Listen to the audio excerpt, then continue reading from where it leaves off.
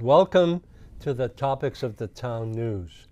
I am your host, Mark Zubarek, and I have a very good friend of ours, Jim Morose, who has been working very hard on the elections, and I thought it would be a good thing to have Jim as a commentator on our show today, because today is the wrap-up of the town and state elections that we're going to be talking about.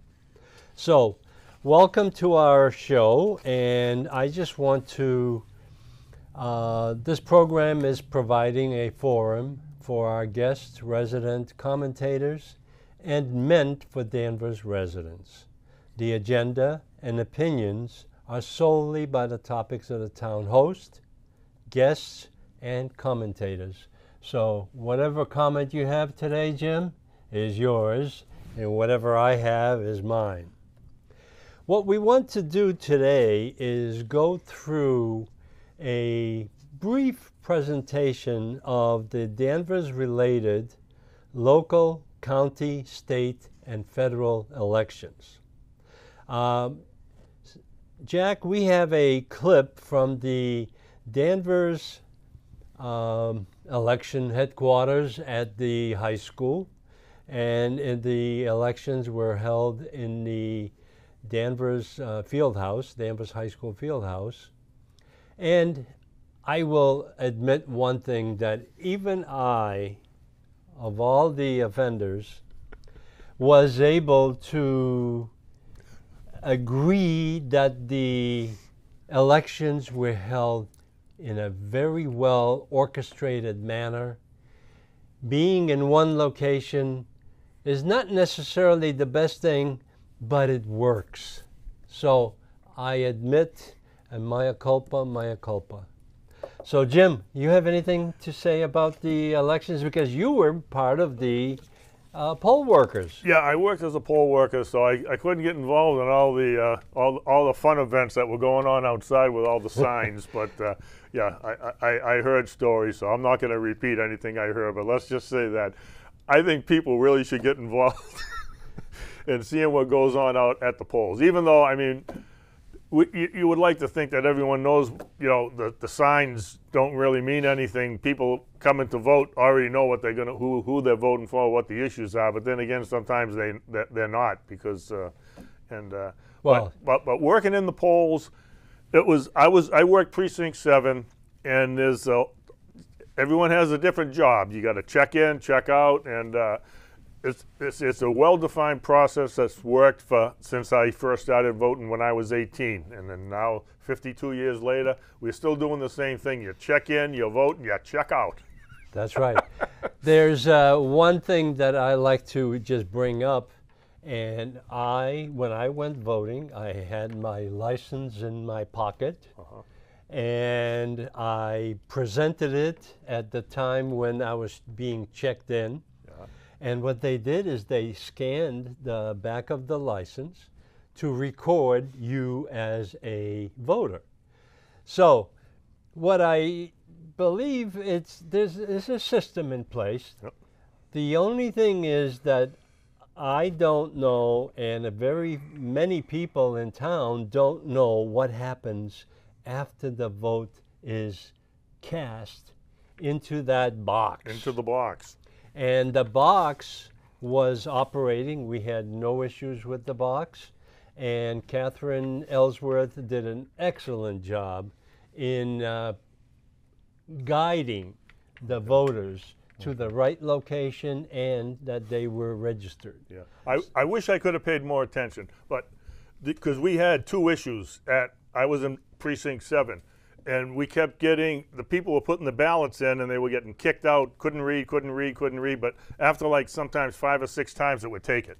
And it kept doing that.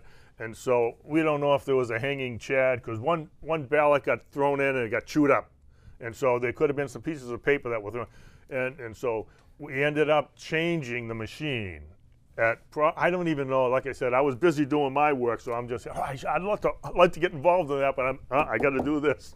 So but we changed the machine, and then while we were changing the machine, people were backing up, and so there was a lot of people talking about the trust or non-trust of these machines. That was very interesting. Of course, me as a humble poll worker could not really get involved in any heavy discussions. I was just listening, and there were a few people that were very upset about. Well, there were lines at some precincts. Yeah. And Jack, if you can run the clip that I filmed, and I think you'll see this was a second round of visits to the polling places. But what I wanted to do is give you a flavor of what actually goes on outside. What do people really think? And are they there for a reason, or are they there to present themselves? And let's take a look at some of the comments that have been given to me and on camera. So I appreciate that very much from our residents. So Jack, if you can run that, that'll be great. To the polling location, and here I ran into. I'm out here supporting Mike Bean. Now we don't have a voice on that at all, guys. And what do you think he's going to do for us?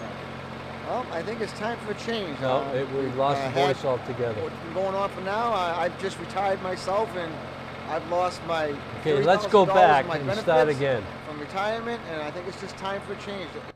I think this is a good clip. There we go. We're on the high school grounds. What are you doing out here tonight? I'm out here supporting Mike Bean, is invited and voting for the representative of the 13th district. And what do you think he's going to do for us? Well, I think it's time for a change.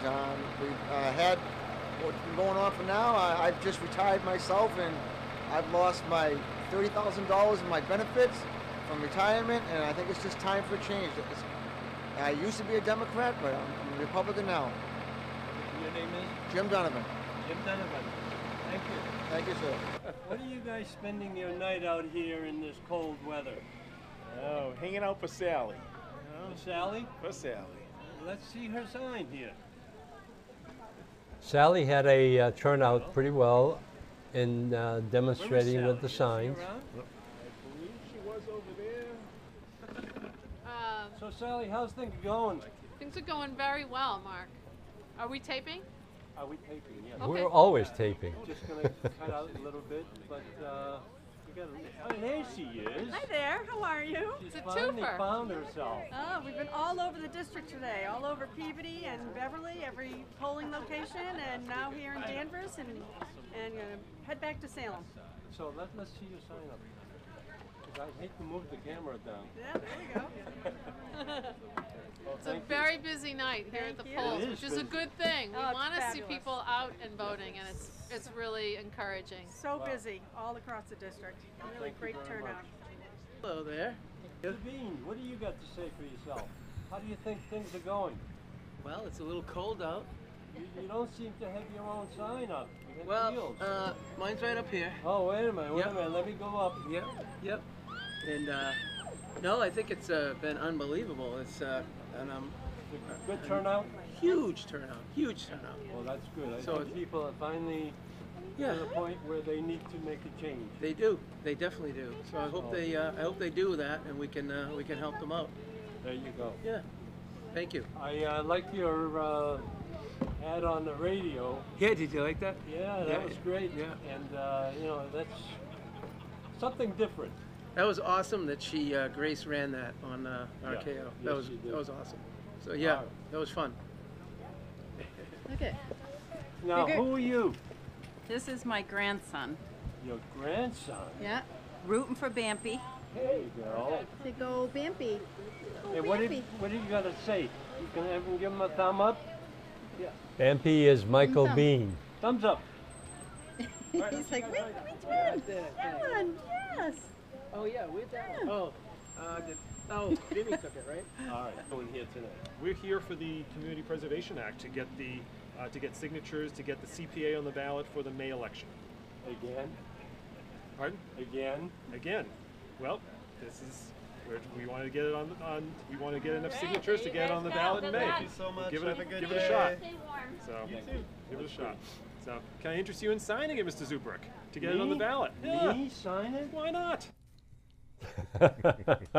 Mr. George was very convincing to have me sign, but Mr. George and I know where each one of us stand. And CPA is a deceptive tax collection. This is an increase in taxes, and I just hope that our residents in this town do not fall for that trap again. They have tried this at least twice, Jim? Well, you know, yes, they have. In fact, if you look at the voting results and talking about this very issue, right? Question 1 was for the tax of over $1 million. So if you make, you know, a couple $100,000 and you all of a sudden make a windfall or something, yeah, you will be one of those top 1% and pay the $1 million tax. But in Danvers, we voted no. 6,476 said no, we don't want to pay that tax, and 5,123 said yes.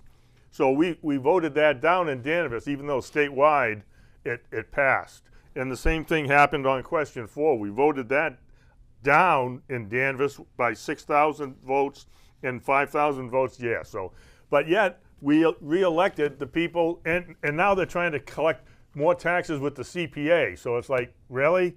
Do we really need extra? No, we don't need taxes. In fact, the state has a surplus. They've taxed us too much. They got all sorts of money that they have to give us back now because they overtaxed us, and they're still wanting to raise taxes. So always follow the money. And Jim, the most surprising part of this election to me is not the candidates, it's the questions. The questions were very explicit of what they want to accomplish. And this is the current state legislature that's proposing all of this. And question 1 is a direct doubling of our income taxes that they want to collect. And they've already returning $3 billion worth of taxes because of a law requirement, legal requirement from the Proposition 2.5 question.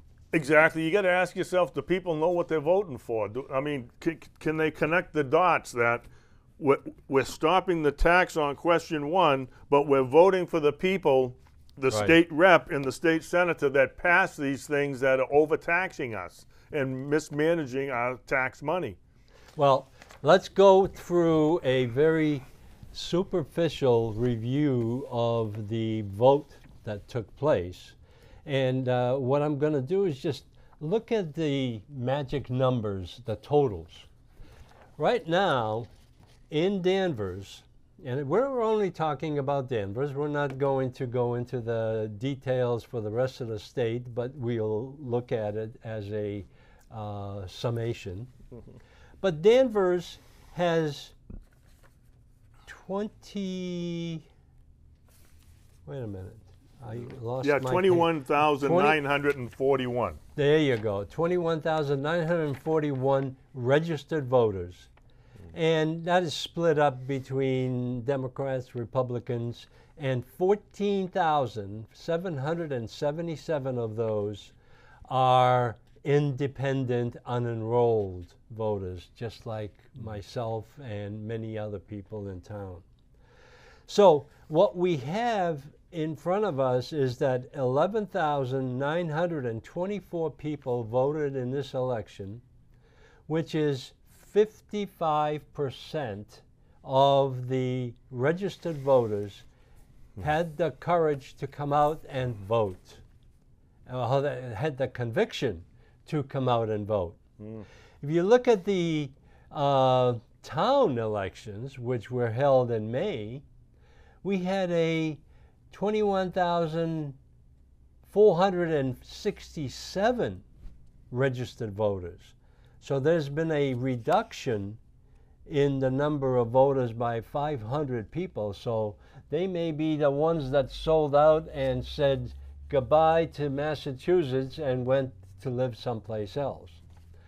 Now, at the town elections, we're voting, there's 467 is the total, and 780, no, it's 13% of the registered voters came out to vote compared to a midterm election. This midterm election was low as well because there's very little interest for some reason over the last 6 months, let's say. I have been asking candidates to come on the show or have an interview or just to comment on what's going on with the elections. The Democrats definitely escaped without a word because they wanted to be in hiding. They didn't want to be exposed on their positions. The Republicans were very bashful.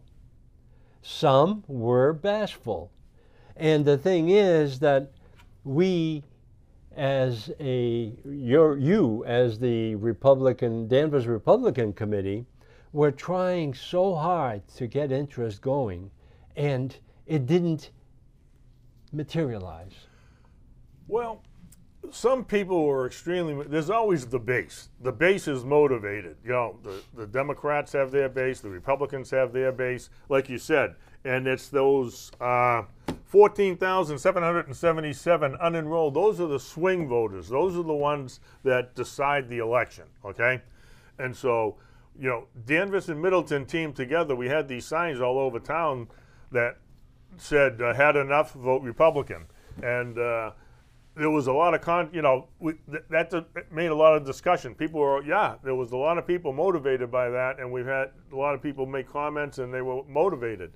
And when we were holding signs, they were saying, we gotta, need a change, red wave, but the red wave disappeared. I mean, I know we only want to talk about Danvers, but the Republican leadership, all the way from Mitch McConnell and the National RNC, whatever the heck they call them, all the way down into the ranks, Mitch McConnell, Lindsey Graham, Mitt Romney, who used to be our governor, it's a disease. It's called, Trump derangement syndrome.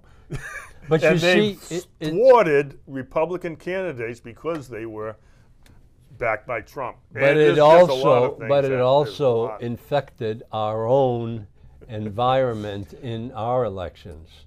Well, yeah. Okay. So again, I was going to write something, and I've written something out. I just haven't finished it yet. But basically, it says the question was asked: have you had enough? Vote Republican. And so, it's not vote Republican. The real answer is no. We haven't had enough. We need more inflation. We need higher fuel prices. We need more crime. We need more whatever it is that's going on. More,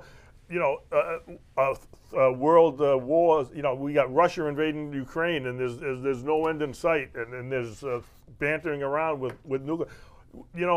Our political system is out of control, and like I said, so we need to. Yeah, people are really upset about these things, but apparently not upset enough because we just voted in the same people that gave us this mess and who support this mess and who are hiding from this mess. Because they wouldn't even debate. Oh, they're an election denier. But they denied the Trump election from 2016 all the way to 2020 and 2022, and they're still denying it. Even Hillary Clinton is still leading the denying charge that Trump was the real president. But yet, they won't, Seth Moulton would not debate Bob May because he's an election denier. Well, that's... I'm sorry. You know what? That's just pathetic. And you know what? It's happening nationally. It's just not Massachusetts. Right. It happened in Arizona. It happened all over the place because they're hiding from the Biden economy. But yet, apparently, it's not bad enough yet. It's not bad enough because they voted in the people that support it. So there you have it. Same people. That's right. So, if we could please, Jack, if you can throw out my collage of candidates. I think that'll be just a introduction to the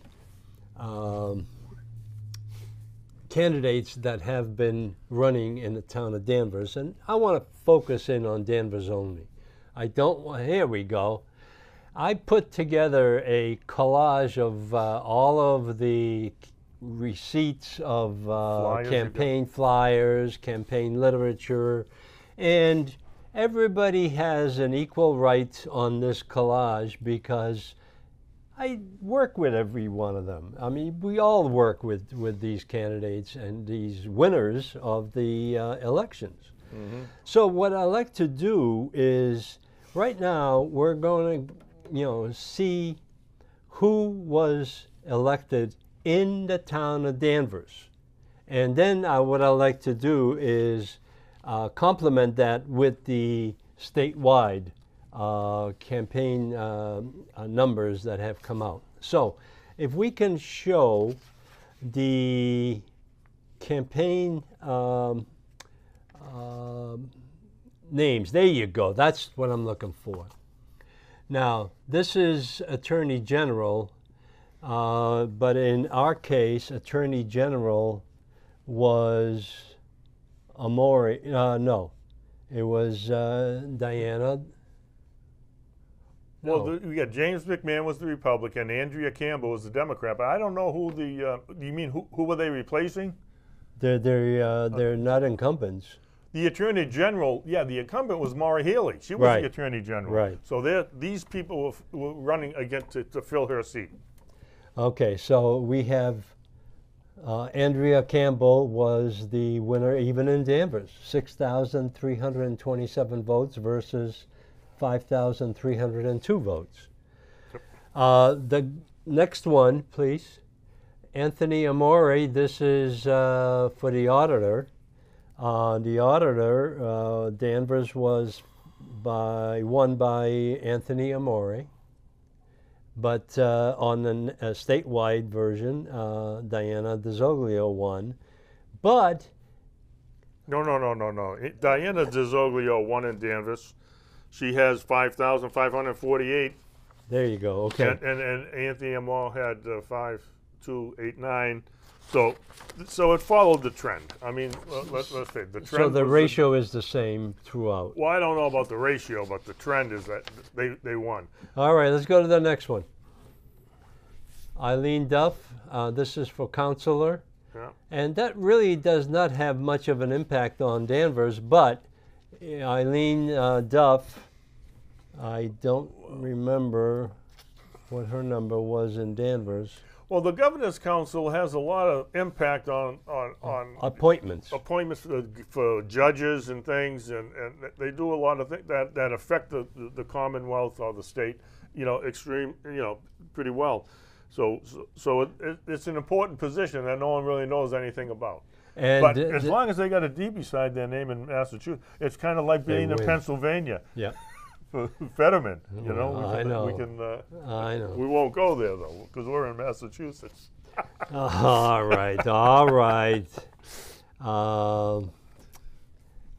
Okay, let's go to the next one. Paul Tucker was unopposed, and he had no Republican contender. So next one. Now here we're talking about the Danvers. Even Danvers selected Healy and Driscoll with 6,605 votes, while Deal with Allen. Allen is a local young lady that lives in town, and they only got 5,046 votes. Right. Now, on the statewide, Maura Healey got 65% of the votes across the state, and Jeff Deal got 35%. So there's a big discrepancy between the Democrat and Republican electorate. But the thing is, it seems to be trending the same way. In Danvers, it's much closer than it is statewide. A lot of rural local towns. I mean, Danvers used to be a rural local town. I mean, we're not that anymore. But still, in the big cities, that's what actually shifts the whole state. In your big cities, it's all Democrat all day. You can't. Right. So they skew the community. So when you look at the as they call it, the red and blue map. If you look at the red and blue map in Massachusetts, it's the big cities are all blue, and there's more red In distributed the western and central part of the state. Exactly, Correct. in the rural areas. All right, let's go to the next one. Oh, here's our infamous question. In the town of Danvers, question 1 was a no by over 1,300 votes. Right. 6,476 no, Yep. and 5,127 yes. Yep. However, the statewide, yep. the ballot question was 1,195,000 votes for the question and 1,105 votes no. So it was very close, but 52% yes, 48% no. So in this particular case, Danvers bucked the statewide trend. Right. We said no to these taxes, but the big blue state says yes, more taxes, and right? Yeah. Yeah. And the thing is, there's a motto in Danvers: no new taxes. That's been a motto for a long time, and as you saw in the beginning, CPA is rearing its ugly head again. Yeah. That's another tax increase over and above what this is doing. Right. So next question, please. Yeah. Next question 2, which is the Mass Division of Insurance to approve or disapprove the rates for dental benefits. Why on earth do we want the government to get involved in setting rates for our insurance policies? This is private business. And the voters in Danvers even, when 7,766 yes, they want interference, and 3,784 do not. So if we look at this statewide ballot question 2, it is with 95% votes cast, 28% said no, and 72% said yes, which really tallies with what Danvers went with. Yeah, it tracks. And I don't think people know what the heck the real story is behind it. No. But they'll find out very soon. Well, we're all going to find out what it really means. That's right. As I think Nancy Pelosi said it best, we have to approve the bill so we can see what's in the bill. That's right. All right, let's go to the next one. Question 3 is Danvers said no, and this is it's for retail alcohol licenses and ballot question issue.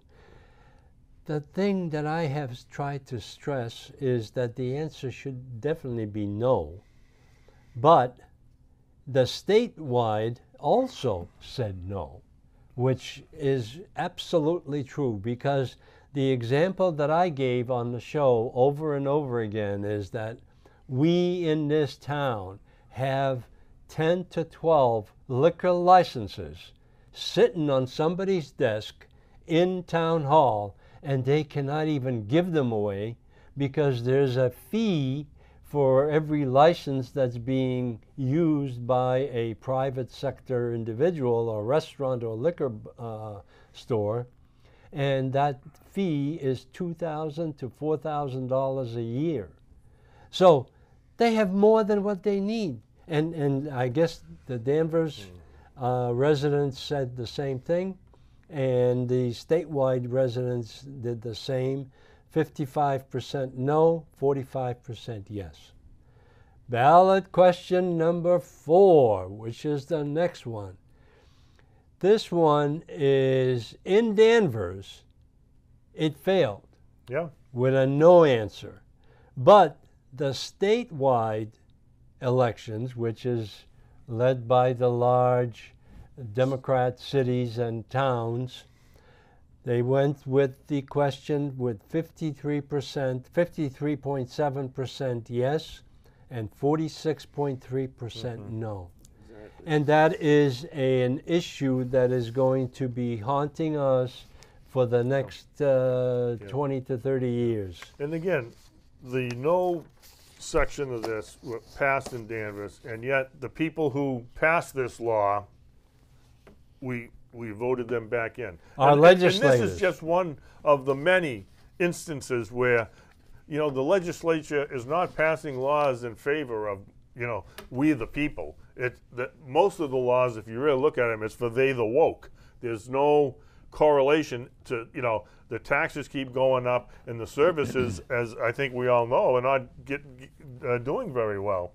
That's true. The roads, the sidewalks. Well, you know, no, the money. And you look at my favorite example is Route 35 and 128, and Route 62 and 138. That's what we call smart traffic lighting systems from the state. Okay, and I think everybody who passes through there knows that that is a mess, and it's a mess, and it should be fixed, and they won't do it because it works.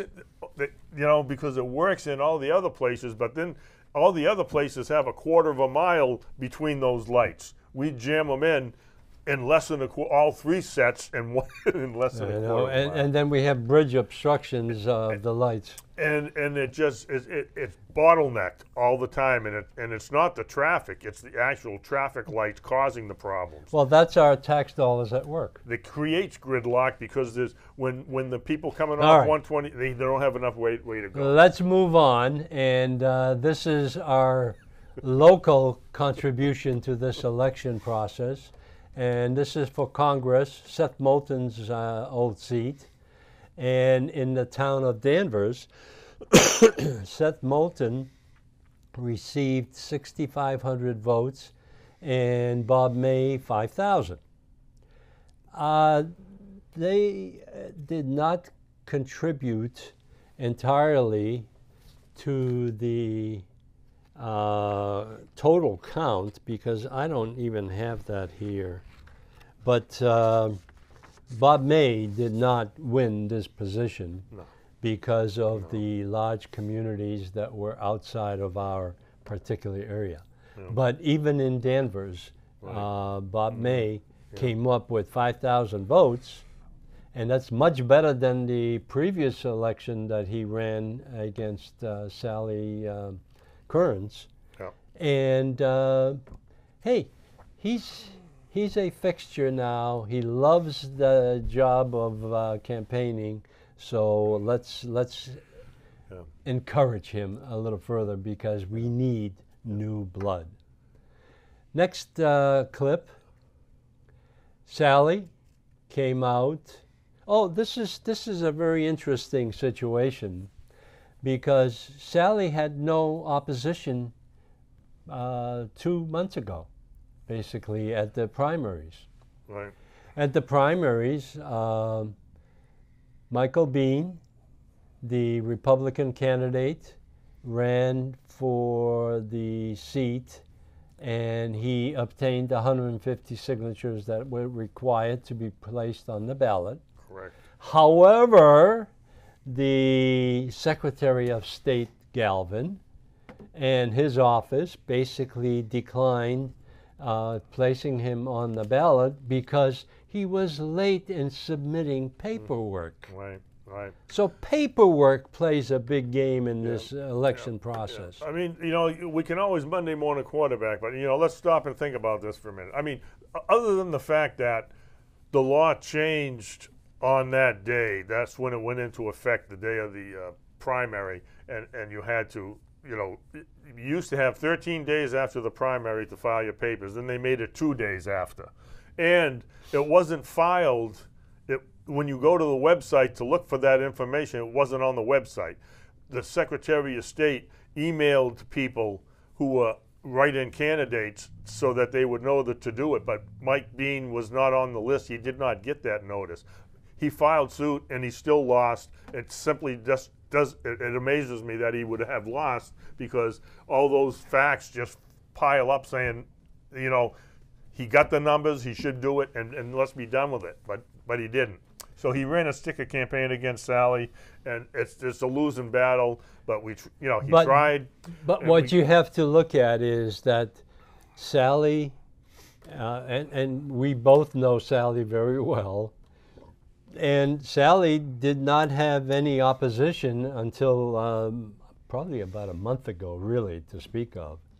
And she engaged her machine to go out and place signs, campaign, and there was a big turnout at the high school in Danvers, because she's a Danvers girl, Danvers woman, I should say. And Sally was very successful. However, you have to let Mike Bean have the respect and attention, because he got 850, as far as I can tell from the information, 850 write-in votes. And 850 not being on the ballot and having to ask for a sticker campaign, basically, and that's what he did. And that turned out to be great. 850 is a significant number.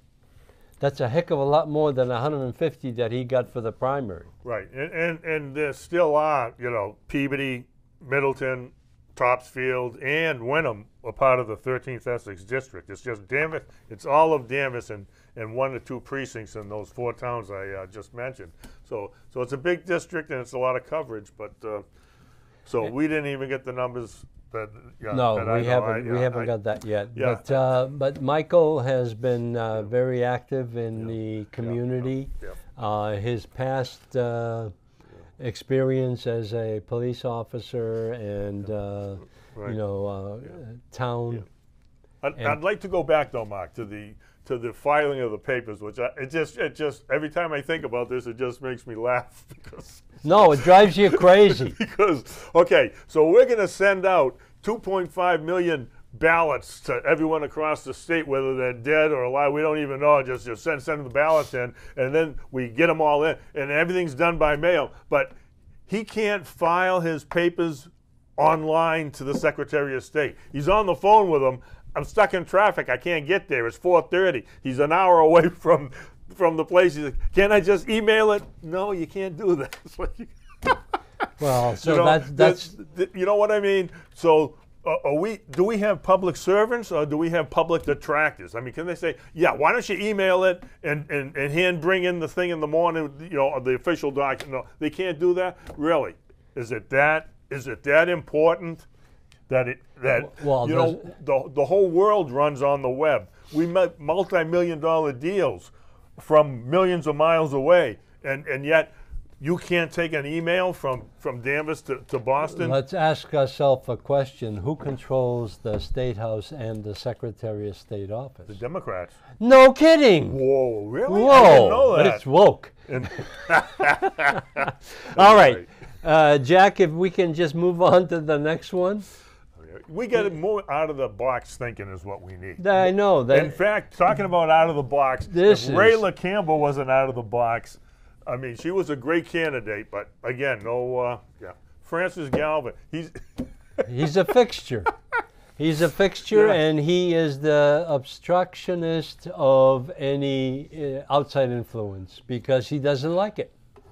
So, Rayla Campbell did a very good job, 4,367 votes in Danvers out of compared to 7,161 for William Francis Galvin. Yeah. Francis Galvin has been in there for 20-some years. You know what I think is really funny, Mark? Again, you got to laugh at this stuff, otherwise you cry, is that everyone's screaming, we need term limits, but you keep voting for the same people. That's right. You know what?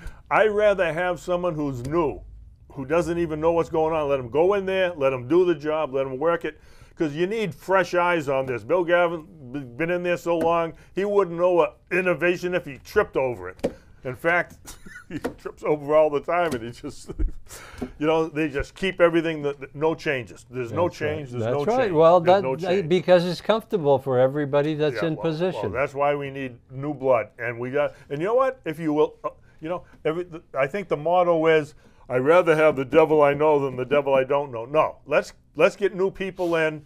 You know what? Every 2 years they're up for re-election. If you don't like them, vote them out, get another guy in. Just rotate them like we do our crops. You don't plant the crops in the same way. And that's how this government was designed. The government was designed to be citizen-run, so that even President Washington, the first president, said no. They wanted him to stay on as president. He said, no. This is a citizen-run government. I'm going to go back and work my farm, get someone else to do this. That's the way it's supposed to work. Speaking of rotating crops, Jim, I have a story that I'll tell you, and I tried potatoes this year. Oh, okay. I tried potatoes in my garden, and I left 3 rows, probably 6 feet by 10, 12 feet. 3 rows of potatoes. I planted 5 pounds of red potatoes that I got as seedlings, seed potatoes from the Aggie. Okay, Agway or Aggie? The Aggie, the Essex. The school. Yeah. Oh, okay. And I also had some left over in my cabinet that sprouted already, so I planted those. Well, I finally went out and dug them out. Dug them up. And you know what? I think I got less than 5 pounds. Really? Really? But they're all little. Really? So the season is different here than it would be for, like Maine. I may have not watered them enough, for one thing. I'm going to tell you right now, when I was a kid, my father planted 4 rows, 100 feet long, of potatoes. We had tons. We had 3 or 4 30-gallon trash barrels full of potatoes, and we brought them down into the root cellar. Yep. And they lasted all winter. That's right. Okay, and all the other stuff my mother canned. So now that we're canning and rotating our politicians. Yeah. yeah. Can we can them? So, Jack, can you move on to the next one? There's Joan Lovely. Okay. She's a friend of the show. She's been active in a lot of our issues. Yep. She came out against, she was being challenged by Damien Anketel. Yep.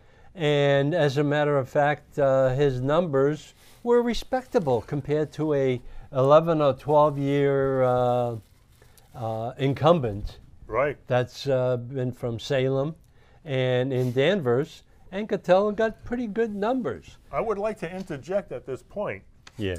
That I would say that if Mike Bean was on the ballot, he would have got pretty much about the same amount. And then I'm just noticing this now. There's 850 write-in ballots. Right. Sometimes I wonder, because like I said, I worked about people aren't. You know what I mean? A lot of people wrote in. I saw one Mike Bean written in as the sheriff. But they can't count it because it's in the wrong race. So I'm saying to myself, could those 850 have been for Mike? Well, should we go back and look? Nah. Why not? Why not? We need to challenge our electoral. They have law. I mean, I think the move on to the next one, Jack. Yeah, we don't want to go down that rat hole, but I'm just saying I think that Mike would have been respectable. Here's our sheriff. There you go, right there. Sheriff was unopposed. And he's got 372 write-ins as well. There you go, yeah. So there are people that do not completely agree with the current sheriff. Right. I remember, going to the jail when I was on the Board of Selectmen for breakfast over there and mingling with the staff and inmates. So it's a very interesting location and a very interesting facility. It is. Well, I'll just, as a full disclosure, when I took a little sabbatical when I got laid off from Sun Microsystems. No, I was working at Computer Vision. Then I went back to work to the union, and I poured all the foundations. at the Whoa. Middleton jail. We had to lug those 8-foot concrete panels. We called it Muddleton because it was so muddy up there. All right, Yeah, let's okay, move on to okay. the next one. Deborah Goldberg, Christina Cranford. You know what? I don't even recognize the names, but Deborah Goldberg is the Democrat candidate, and she won by 5,000 vote margin in the town of Danvers. I will say that Christina Crawford Yeah. contacted me as the chairman of the Danvers Republican Committee. She contacted me and said, I'm running for treasurer. There's no Republican running. Can I come to one of your meetings and talk? So she came to one of my meetings and talked. And she, interesting person, a libertarian. Well, I think that everybody has changed. I think the Democrats have turned into socialists. The Republicans are turning into libertarians. And the libertarians, I don't know. all right, let's move on to the next one.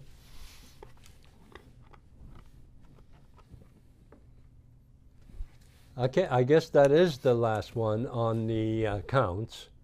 And what we like to do is, I like to refresh everybody's memory about the presentation that we made the last two shows, basically on the elections. And one of them was a gathering of Bob May and his campaign organization. And if you take a look at this next slide, it's a clip. It's a clip. It's not a It's a slide video anymore. We clip. don't use slides. No, it's I'm either a te- picture or I'm getting a moving picture. I'm giving A moving picture? no. Is There's it a talkie? Or? there's just a Jim. You're making me laugh here. So maybe that's a good thing. Yeah.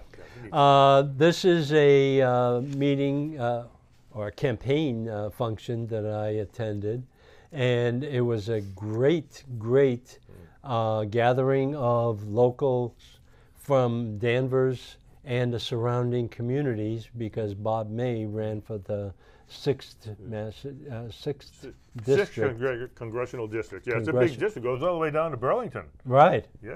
And This was at Supino's, if I'm not mistaken. yes, it is. Yes, And how it was is. the food? The food It was great. excellent. Yeah, always good. But I'll tell you, there's another thing that I attended. I attended my granddaughter's first birthday party at the Leaning Tower Okay, of Pizza yes. there on Route 1. Yeah, huh? Their pizza is as good as There you Supino's. go. But you know what? Are the tables leaning too? No, okay. No, the people are Oh, the leaning. pizza's leaning. All right, let's go to the next clip. There you go. There's our man of the hour, and he tried very hard to get elected. Leah Cole Allen was his counter lieutenant governor candidate, and Jeff Deal did a good job, but his selection in Danvers was not as I had expected, because he was, let's see, governor. He had Yep. 5,049 votes, where Healy and Driscoll had 6,605 votes.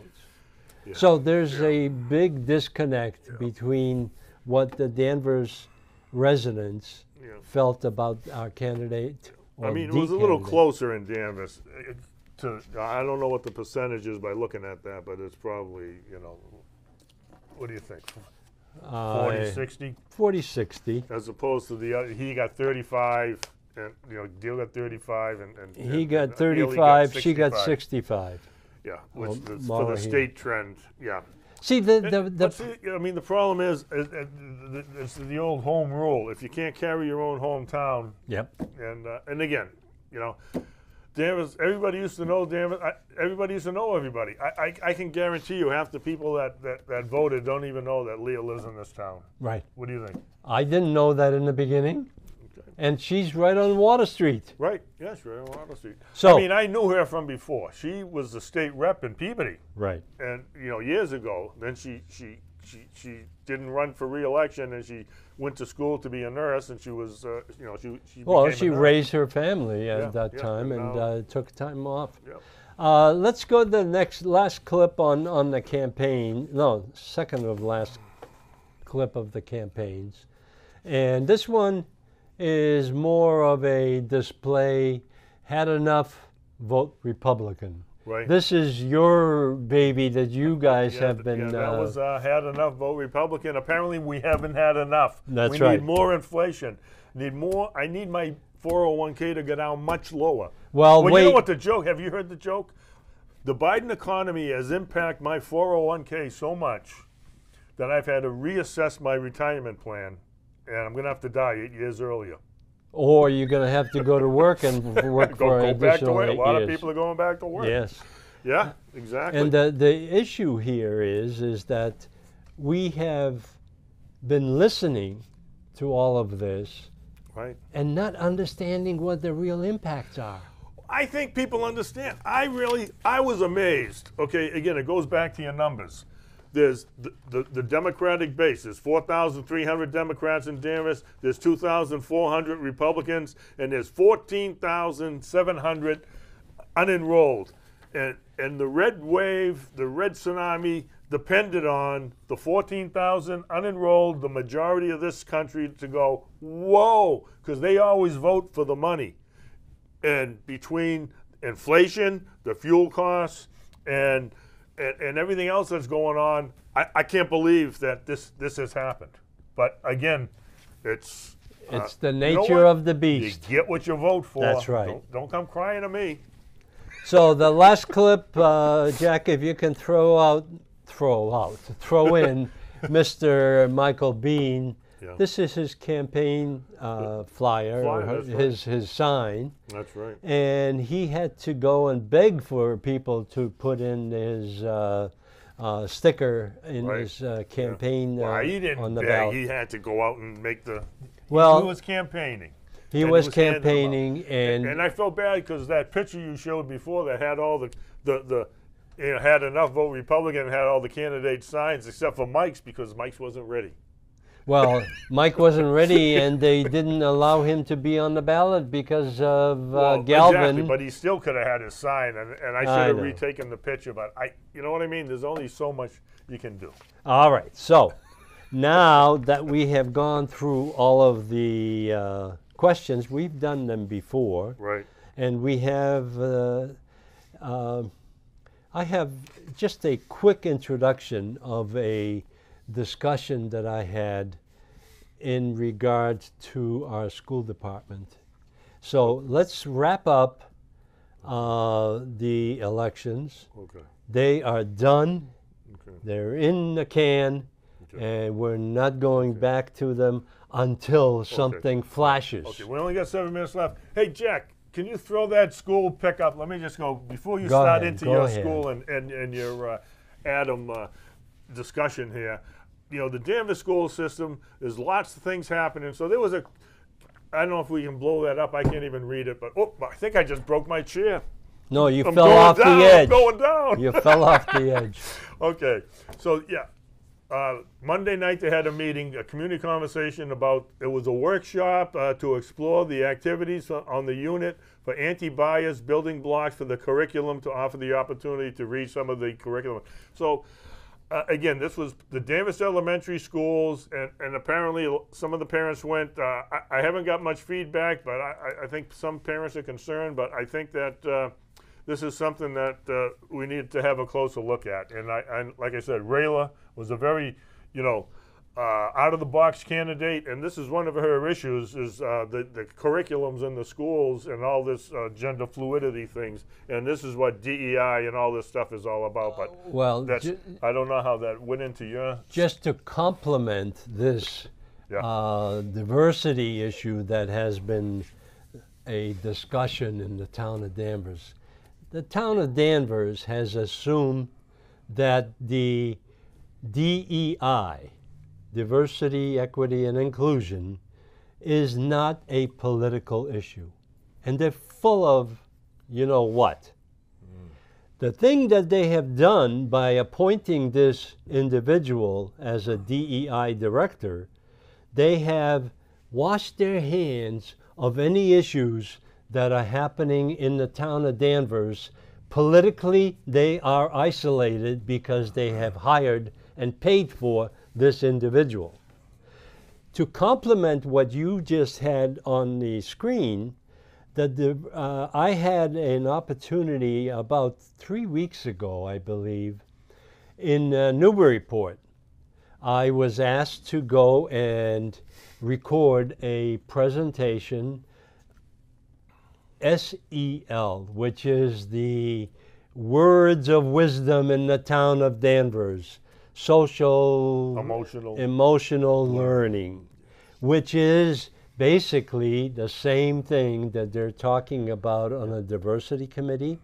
And this is the woke issue that has been plaguing the town of Danvers. Yeah, they say they don't teach critical race theory, CRT. Yeah. But there's a word cloud that they have them all over the web. The word cloud, you know how they look pretty, they're nice. Word cloud for the CRT, if you put that up, if that's what your kids are talking about and that's what they're learning, then that's what they're learning. It's CRT. And those are all the buzzwords. You know, we used to joke about a buzzword bingo. Bingo. Yeah. Well, let's just introduce the subject. All I want to do is introduce it because we don't have enough time on this show. We'll have the next show will be next Thursday at 6 p.m. So we will have a continuation of this, but we'll no longer be talking about elections. We'll be talking about the school issues because I have been investigating a little deeper. Awakening of Danvers parents, the Danvers taxpayers, and the Danvers residents about what really matters. This is a discussion that should be taking place instead of this DEI discussion, because all they talk about is gender and discrimination, and they don't get to the point. Words of wisdom that I have selected, and this is a quote from Oscar Wilde. Education is an admirable thing, but it is well to remember from time to time that nothing that is worth knowing can be taught in school. Oscar was very aware of what was going on at that time, but what I want to introduce is just a real quick introduction. Danvers School Department and the organization in the school department. Right now, we have a resigned superintendent. She left because there are several issues, and one of them is SEL, because that was the mantra that they were preaching in the high school and in the grammar schools. And the administration was running the show, but the teachers were really just going in there as a pass-through. They didn't object to any of this. So I'm very concerned about the parents and teachers that have allowed this thing to happen. School department discussion. School committee member selection has taken place. They have selected a candidate, and there were 3 candidates that were presented and interviewed, and the school committee, 4 of the school committee members could not come to an agreement of 2 out of the 3. But the third one basically was selected by Eric Crane, because Eric cast the final vote because they agreed that the selection should be for unanimous selection. Well, don't we have a rule of thumb? The rule of thumb is usually if there was an election and someone ran and they lost, that they would ask them if they would be. They didn't want. They didn't. Paula Jones just ran against Gabe Lopez, and Gabe is the new a school committee member in Paula Jones Law, but she could have been asked. Was she asked? No, she was not. Oh. And there were five interested persons, and by the night of the selection in an interview, 2 out of the 5 bailed out because they didn't want to have anything to do with that. So we will be talking about this issue in the next show. Time flies. Got 47 seconds left. And it's all yours. what I want to do is any final comments? No, Mark, you can No go ahead. I've already comments? hung myself. Well, I want to make sure that we reconvene on November 17th at 6 p.m. We'll be talking about the school department and the Beverly Airport meeting that is going to be held on Monday of this coming week. So we have the school committee meeting and the Beverly Airport meeting at the same time on Monday. So we'll talk to you. We'll be here on November 17th.